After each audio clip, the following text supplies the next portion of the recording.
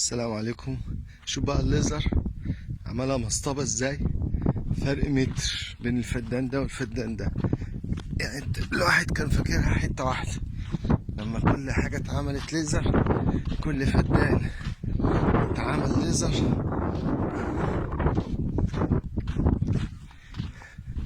لا كل فدان فرق عن الفدان اللي قبله نص متر، 75 سنتيمتر.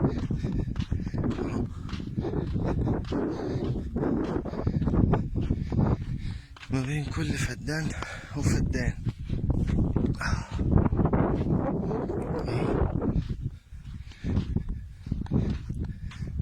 وادي المية اهي، فتحناها عشان نطفي الارض.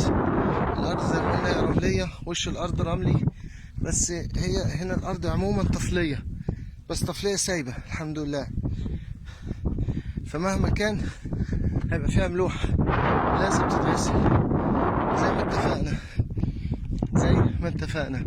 هنزرع اول زرع شهور وخمر. انا فاتح اهو حبايبنا اهو.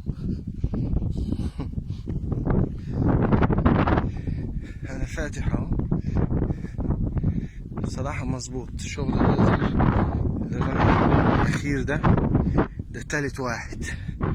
المرة دي مظبوط، المية مش ماشية في اتجاه واحد، جاية في التلات اتجاهات، جاية في الجنب ده وفي الجنب ده وفي النص. يعني حتى هي علامة الجرار بس، لكن دي غسيل. دي قبل الزراعة طبعا، بنطفي الأرض.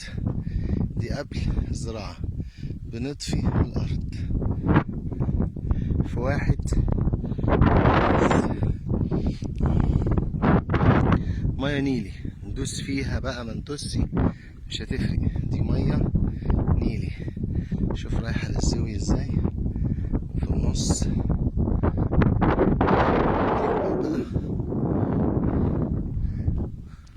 مية هناك اهي 200 جزء. نغسل نطفي، وبعد ما نطفي الأرض عشان الأملاح نزرع إن شاء الله أول 12/2000